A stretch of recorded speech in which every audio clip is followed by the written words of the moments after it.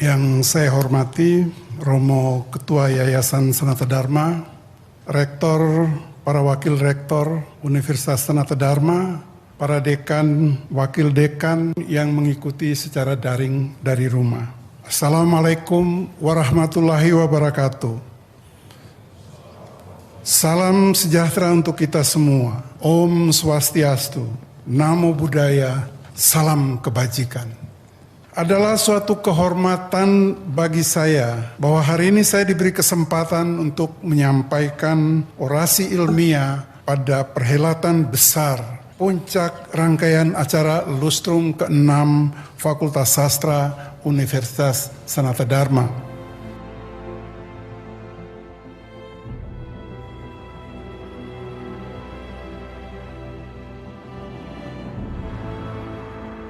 Seperti juga dicatat oleh Pak Dekan dalam laporannya tadi, sastra seringkali dianggap sebagai sesuatu yang tidak penting dalam skema prioritas pembangunan sebuah negara. Fokus dan prioritas pembangunan nasional yang lebih banyak diberikan pada pembangunan ekonomi dan infrastruktur fisik yang dapat diukur secara kuantitatif seperti pembangunan jalan, jembatan, gedung, dan sebagainya. Hal ini mengaburkan peran dan fungsi sastra, sehingga masyarakat pada umumnya kurang memahami pentingnya sastra dalam pembangunan sosial, ekonomi, dan budaya.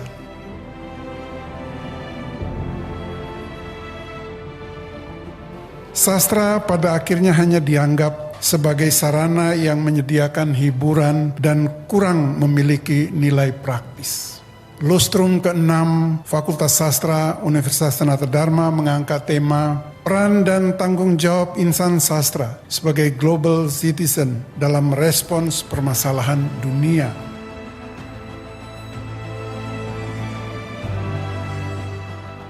Tema tersebut tidak hanya bertujuan menjawab keraguan masyarakat tentang peran dan tanggung jawab sastra, tetapi sekaligus dimaksudkan untuk menegaskan jati diri Fakultas Sastra dalam konteks Universitas Yesuit sebagai universitas yang terlibat di dalam masyarakat global, menghidupi semangat untuk menempatkan diri sebagai warga global. Pertanyaan yang ingin dijawab dalam orasi ilmiah ini adalah, bagaimana sesungguhnya peran dan tanggung jawab insan sastra dalam merespons masalah-masalah masyarakat? Manakah argumen-argumen akademis yang menjelaskan hubungan antara sastra dan tanggung jawab sosialnya? Masalah-masalah global apa sajakah yang sedang melanda manusia sekarang ini? Bagaimana peran dan tanggung jawab Fakultas Sastra pada umumnya dan program studi Magister Sastra di dalam mendidik insan sastra yang sadar akan persoalan-persoalan global? Singkatnya, manakah sumbangan sastra di dalam merespons masalah-masalah global tersebut?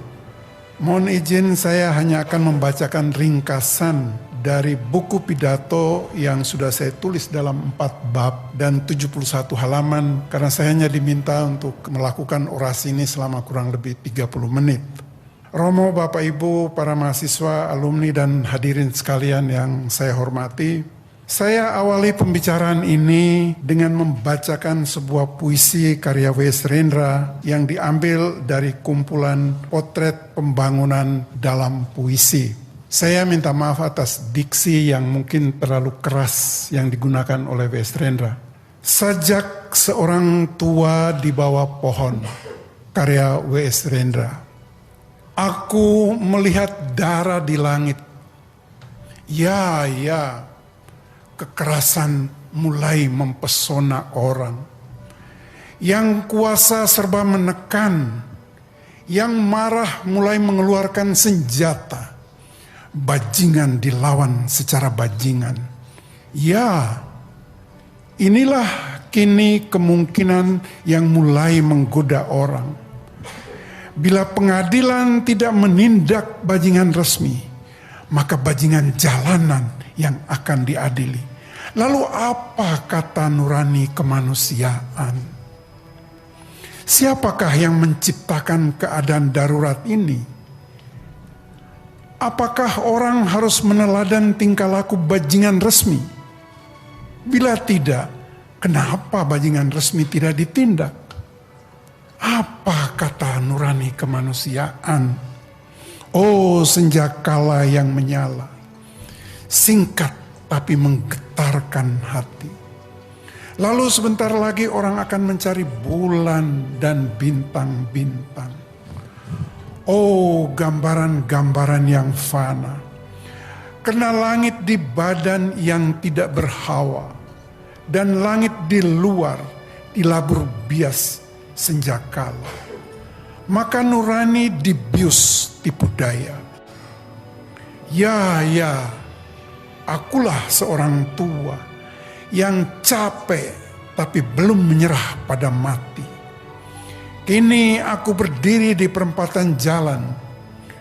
Aku merasa tubuhku menjadi anjing, tapi jiwaku mencoba menulis sajak sebagai seorang manusia.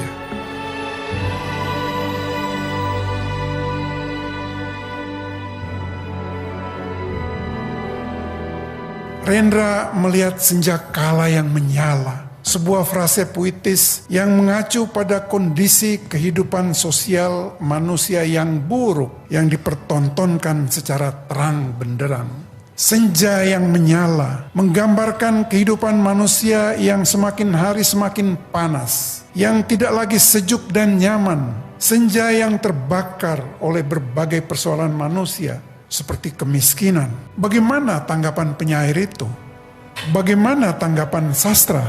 Aku merasa tubuhku sudah menjadi anjing, tetapi jiwaku mencoba menulis sajak sebagai seorang manusia. Mereka menulis sajak, mereka menulis karya sastra. Peran sastrawan tidak sekedar menghibur, tetapi untuk menginspirasi perubahan dan menciptakan dunia yang lebih baik. Dengan melampaui batas-batas pemahaman atau ekspresi yang umum, sastra dapat menantang kemapanan dan status quo, mendorong pemikiran kritis, dan mendorong kemajuan menuju masyarakat yang lebih adil dan merata.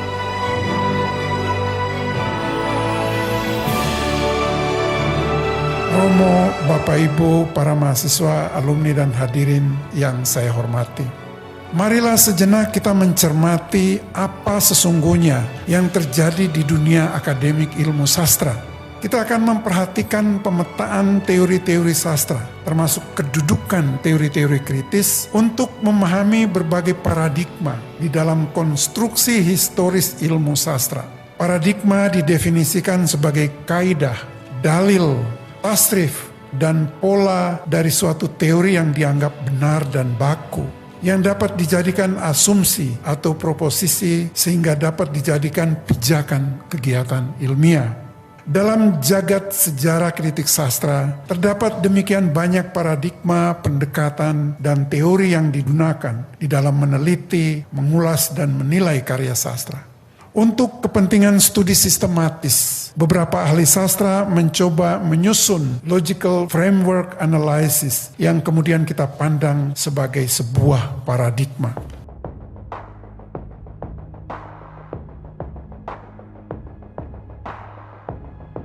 Sampai saat ini ada 3 kerangka kerja sistematis penelitian sastra yang dapat kita sebut sebagai paradigma ilmu sastra. Yang pertama, paradigma Raleigh Wallet dan Austin Warren yang membagi kritik sastra atas 2 pendekatan, yakni pendekatan intrinsik dan pendekatan ekstrinsik. Kedua, paradigma Ronald Tanaka yang membagi kritik sastra atas 2 pendekatan, yakni pendekatan mikrosastra dan pendekatan makrosastra. Serta yang ketiga, paradigma M.H. Abrams yang membedakan kritik sastra atas 4 pendekatan, yakni pendekatan objektif, pendekatan ekspresif, pendekatan mimetik, dan pendekatan pragmatik. Saya melakukan reposisi terhadap paradigma M.H. Abrams dengan menambahkan 2 pendekatan, yakni pendekatan eklektik dan pendekatan diskursif. Pendekatan eklektik adalah pendekatan yang menggabungkan secara selektif beberapa pendekatan untuk memahami sebuah fenomena. Pendekatan diskursif adalah pendekatan yang menitik beratkan pada diskursus sebagai sebuah praktek diskursus. Teori-teori kritis, termasuk teori-teori pasca strukturalisme, tergolong ke dalam pendekatan diskursif ini. Pendekatan diskursif adalah sebuah pendekatan analisis sastra kritis yang terfokus pada pembongkaran wacana sastra sebagai media pengungkapan kekuasaan, dominasi, ketidaksetaraan yang dipraktikkan, direproduksi, ataupun dilawan oleh teks-teks sastra. Pada titik inilah kontribusi ilmu sastra di dalam merespons berbagai persoalan manusia, termasuk persoalan global, mulai menemukan relevansinya.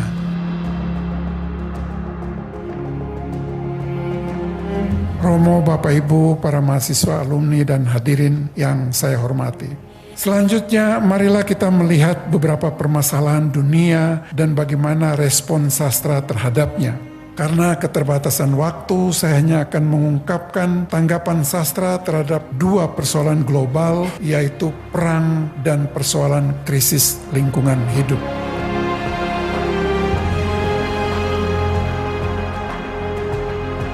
Pertama, perang dan ingatan penderitaan di dalam sastra.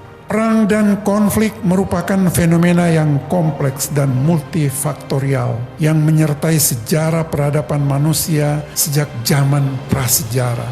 Pada saat ini dunia sedang menyaksikan sebuah ironi, yaitu kegilaan perang antara Rusia melawan Ukraina yang terus berlanjut dan tak mampu didamaikan oleh organisasi dunia seperti PBB. Sebelumnya umat manusia menyaksikan kegilaan perang yang dalam sejarah disebut Perang Dunia Pertama dan Perang Dunia Kedua.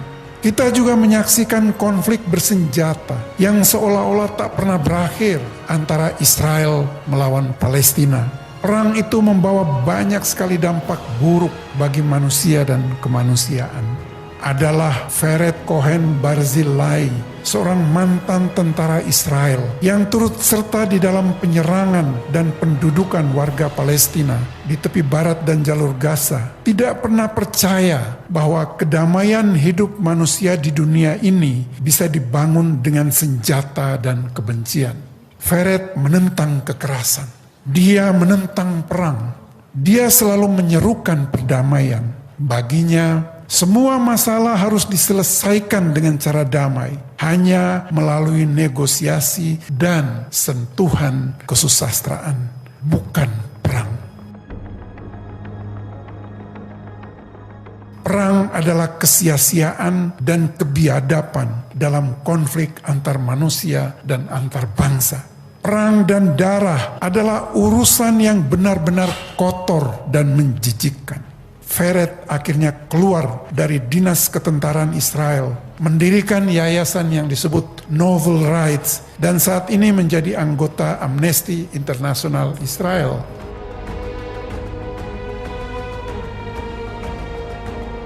Vered Cohen Barzilai, seorang perempuan anggota militer Israel yang merasa muak dengan konflik berdarah antara Israel dan Palestina. Dia berpikir bagaimana menghentikan konflik Israel-Palestina.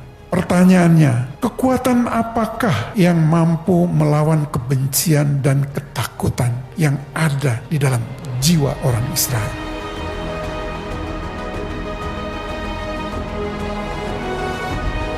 Dalam tulisannya yang berjudul The Power of Literature versus the Power of Hatred, Vered menyampaikan keyakinannya bahwa hanya kekuatan seni, khususnya sastra lah yang dapat mendorong perubahan dan memotivasi manusia untuk membangun peradaban kasih.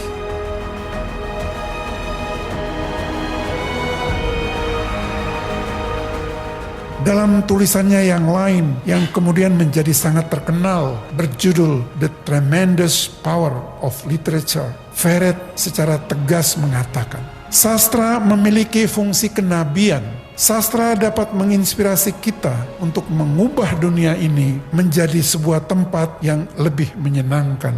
penuh dengan kasih, harapan, dan keindahan. Teruslah membaca karya sastra dan biarkan kekuatan dahsyat sastra memenuhi hatimu dan menuntunmu ke jalan kemanusiaan sejati. Karya sastra memungkinkan kita untuk merenungkan konsekuensi dan kemungkinan tragedi manusia dalam pengalaman hidup kita sendiri. Sebagai pembaca, kita dapat masuk ke dalam kehidupan tokoh cerita dan turut berbagi kegembiraan, ketakutan, cinta, keingintahuan, dan kesedihan mereka. Karya sastra memberikan pengalaman tentang kebencian, ketakutan, kematian, pembunuhan, penyakit, isolasi, perang, perceraian, dan seterusnya.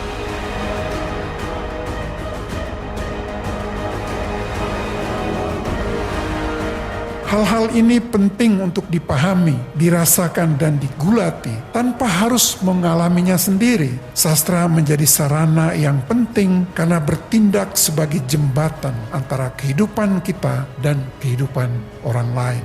Romo, Bapak Ibu, para mahasiswa, alumni, dan hadirin sekalian, marilah kita memasuki pokok uraian yang kedua menyangkut sastra dan krisis lingkungan hidup. Para ahli lingkungan menegaskan bahwa lingkungan hidup kita sudah dirusak secara masif dan brutal oleh manusia. Kerusakan itu mencakup lingkungan fisik, lingkungan biologis, dan lingkungan sosial. Kerusakan lingkungan yang sangat mengancam kehidupan semua makhluk hidup membuat ilmu ekologi memasuki hampir semua bidang ilmu dan menarik perhatian hampir semua ilmuwan. Kerusakan alam menyebabkan kerusakan degeneratif dari lingkungan melalui menurunnya kualitas dan kuantitas aset alam seperti air, tanah, udara, ekosistem, intrusi habitat, pembasmian sawah liar, satwa liar, pencemaran lingkungan, dan perubahan nyata dalam lingkungan hidup yang benar-benar tidak kita inginkan. Kerusakan lingkungan telah menyebabkan perubahan iklim dan pemanasan global.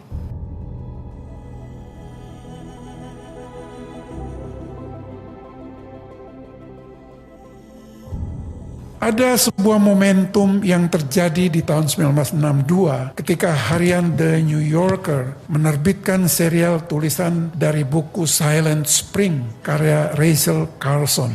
Buku ini menyuarakan ketertindasan alam oleh kaum kapitalis, terutama berkenaan dengan penggunaan pestisida secara berlebihan untuk membasmi hama di Amerika Serikat. Penggunaan pestisida berakibat pada kerusakan ekosistem dan hancurnya ekologi. Banyak burung didapati mati atau menghilang, mata rantai ekosistem terputus, dan manusia sendiri terdampak kanker.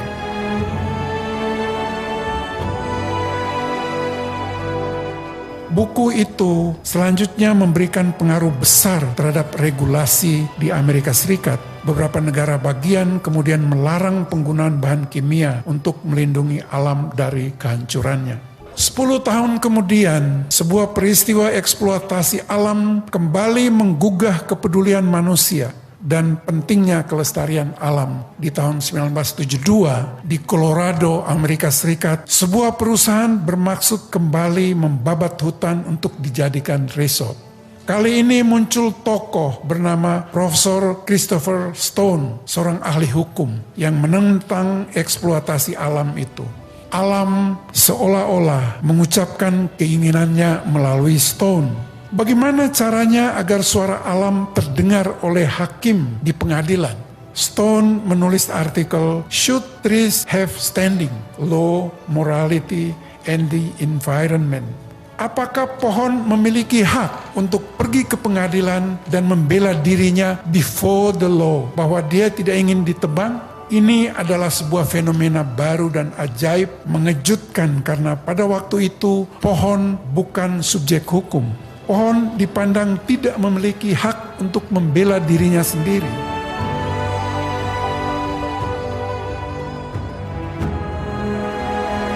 Tulisan Stone mengejutkan banyak orang. Diskusi dan perdebatan hukum yang panjang akhirnya memunculkan teori legal standing sebagai dasar hukum lingkungan. Pertanyaannya, apakah pohon mempunyai legal standing? Muncullah teori perwalian. Pohon mempunyai hak hukum melalui pengampu atau walinya. Sejak itu muncullah hak etis lingkungan di dalam konsep etika kepedulian, ethic of care.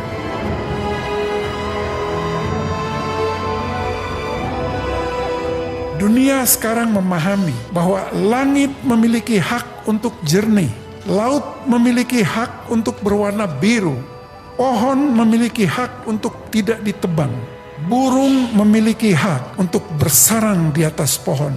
Inilah new kind of ethics yang menghadirkan egalitarianisme baru. Di tahun 1992 di Amerika Serikat berdiri sebuah lembaga yang bergerak pada literasi lingkungan, yaitu Association for the Study of Literature and Environment atau ASL.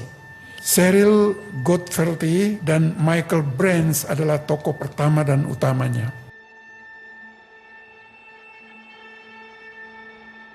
ASL kemudian mempromosikan setiap karya humaniora, sastra, seni, dan lainnya yang mengangkat isu lingkungan hidup.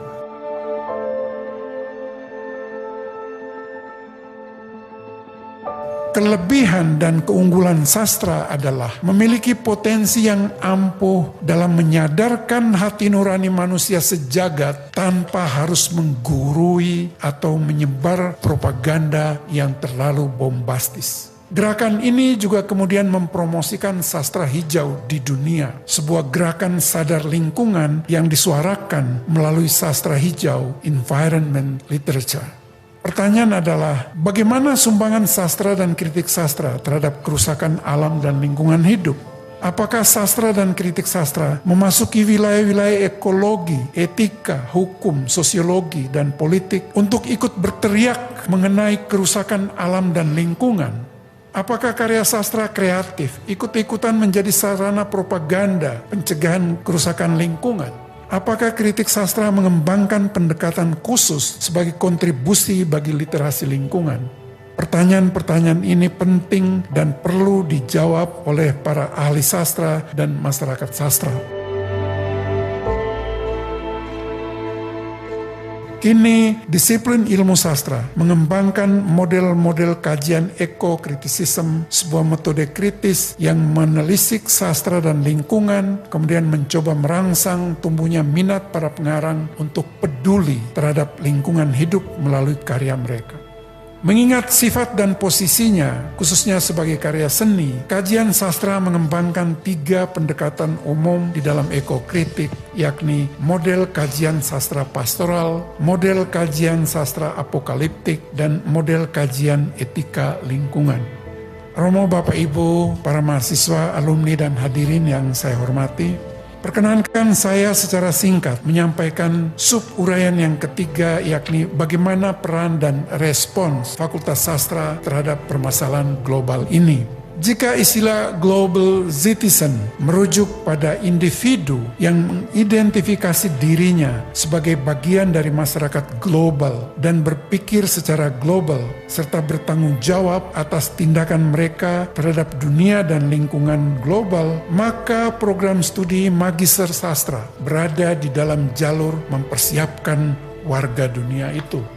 Seorang warga dunia global sadar akan pentingnya kerjasama internasional dan memperjuangkan nilai-nilai bersama seperti perdamaian, keadilan sosial, keberlanjutan alam dan lingkungan, hak asasi manusia, dan kesetaraan.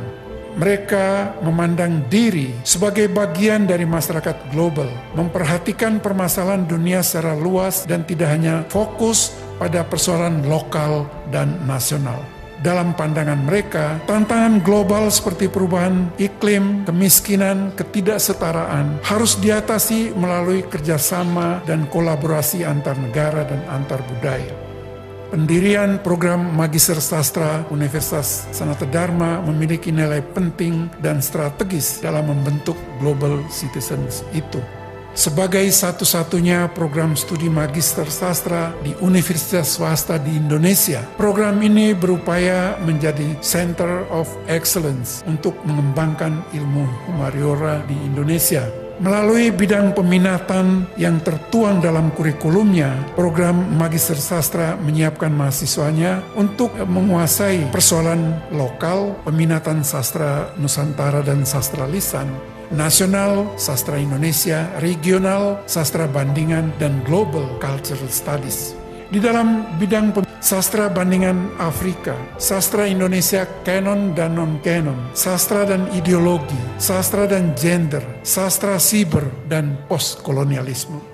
Paparan ini memperlihatkan bahwa penyelenggaraan pendidikan tingkat magister di program studi magister sastra dilakukan secara terprogram untuk membentuk warga global yang memahami identitas dirinya sambil melakukan berbagai strategi inovasi budaya dan menyadari dirinya sebagai warga negara global yang turut serta memikirkan solusi bagi berbagai persoalan global. Romo, Bapak Ibu, para mahasiswa, alumni, dan hadirin yang saya hormati. Sebagai penutup, saya ingin membacakan puisi sekali lagi dari W.S. Rendra berjudul Aku Mendengar Suara. Puisi ini seperti menyimpulkan pembicaraan saya tentang respons sastra terhadap permasalahan global manusia. W.S. Rendra dalam karyanya Aku Mendengar Suara. Aku mendengar suara jerit hewan yang terluka. Ada orang memanah rembulan.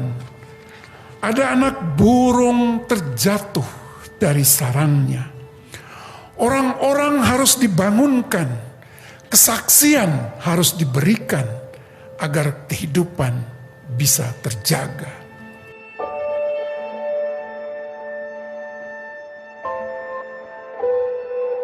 Puisi Aku Mendengar Suara merepresentasi pandangan sastra sebagai karya yang mengingatkan manusia tentang berbagai permasalahan krusial manusia. Ada jerit hewan yang terluka, ada anak burung terjatuh dari sarangnya, ada orang memanah rembulan. Puisi ini ditulis dengan tujuan agar orang-orang harus dibangunkan, kesaksian harus diberikan agar kehidupan bisa terjaga.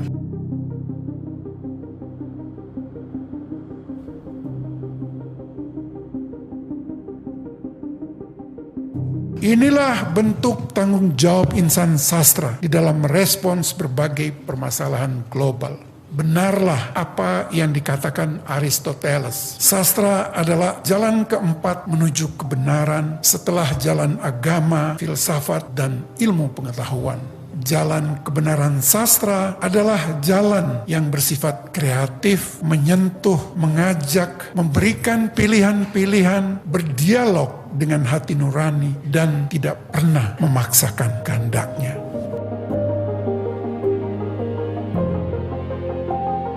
Gaudiamus igitur, vivat academia, vivant professores. Karena itu, marilah kita bersukacita, hidup akademia, hidup para profesornya. Selamat merayakan lustrum ke-6 Fakultas Sastra, panjang usia dan terus berkarya. Sekian dan terima kasih.